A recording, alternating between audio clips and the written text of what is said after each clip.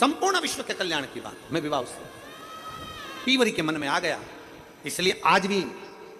जिस बेटा बेटी का विवाह 35 साल 40 साल 30 साल हो गए शादी नहीं हो रही हो, जिस बेटा बेटी का संबंध नहीं हो रहा, उसे निवेदन है पितृपक्ष में जो शिवरात्रि आ रही है, उस पितृपक्ष की शिवरात्रि के दिन एक बूंद घी, गौमाता का घृत,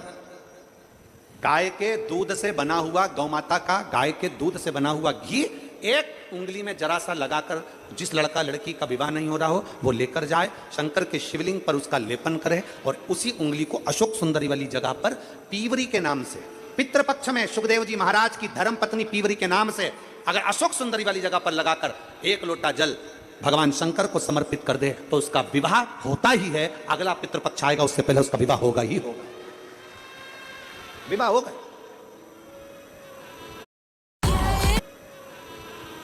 गौ माता के दूध से बना हुआ घृत और निवेदन रहेगा सभी जिनके घर में अगर 35 साल 40 साल 30 साल 25 साल हो गए, 15 साल हो गए, 20 साल हो गए, शादी के बाद में अगर संतान का सुख नहीं हो रहा है, संतान का सुख, तो उनसे निवेदन करेंगे, उनसे निवेदन प्रयास करो श्राद्ध पक्ष में भगवान शंकर को थोड़ा सा शिवरात्रि के दिन घृत, गाय के दूध से बना हुआ घी, गाय के दूध से, नकली नहीं, नकली ने तो अभी धमाल मचा रखा है तिरुपति में, नकली नहीं। कल हमने कथा में कहा था, आप लोगों के स्मरण में है, कल कथा में कहा था जरूरी नहीं कि 5 लीटर दूध भगवान को चढ़ाया जाए, जरूरी नहीं कि 10 लीटर दूध भगवान को चढ़ाया जाए, जरूरी नहीं कि ढेर सारी सामग्री भगवान को चलाई जाए। शंकर भगवान की कथा कहती है अगर एक बूंद एक चम्मच भी अगर आप दूध दे रहे हो असली दीजिए, गौ माता का दीजिए। एक घी का दिया भी लगा रहे हो तो गाय के घृत से बना हुआ लगा, देसी गाय के घृत, थोड़ा सा भी दे पर भगवान को शुद्ध दे, थोड़ा सा,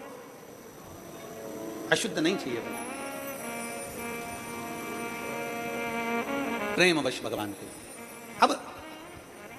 पीवरी ने मांगा तो निवेदन अगर बन सके, जिनके घर में संतान का सुख नहीं है, अगर ये शिवरात्रि जो आ रही है श्राद्ध पक्ष की शिवरात्रि मतलब पितृ और महादेव दोनों का वर हमको प्राप्त होता है। मान लो घर में पितृ दोष हो गया, आहुत दोष हो गया, वासुक दोष हो गया, कालसर्प दोष हो गया, सारे दोष तुम्हारे पास में, कोई ने कह दिया मंगल हो गया, कोई ने कह दिया शनि चढ़ गया, कोई ने कह दिया बुध चढ़ गया, कोई ने कह दिया गुरु चढ़ गया, कुछ भी चढ़ जाए, तुम महादेव के पास जाइए। संतान का अगर सुख नहीं है तो बाबा देवादिदेव महादेव को घृत का लेपन कर कर उसी घृत का थोड़ा सा पान घर पर आकर दोनों पति पत्नी उसी घृत को लाकर उसका पान करो, घृत का लेपन करो, बाबा को जल चढ़ाओ।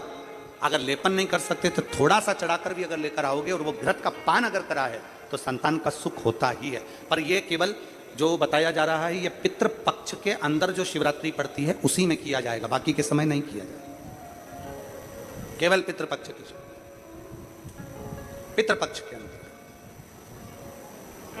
और मैंने तेरे की शिवरात्रि में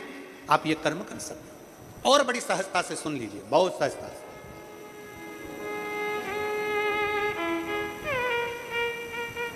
जो बेटा कंपटीशन एग्जाम में बैठ रहा है,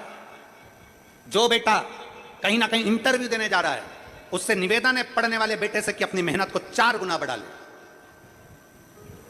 अपनी मेहनत को 4 गुना बढ़ा, खूब पढ़ो, खूब अध्ययन करो। और जब इस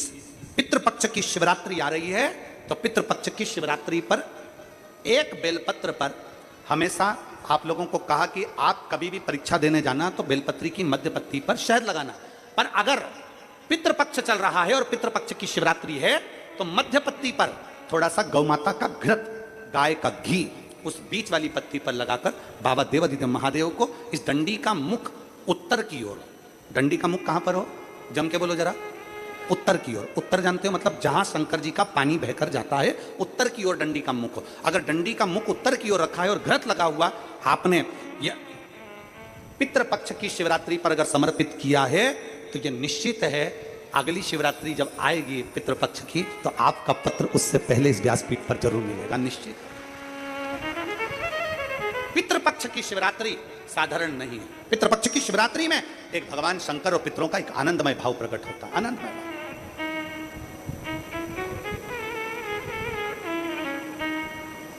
और मैंने तेरे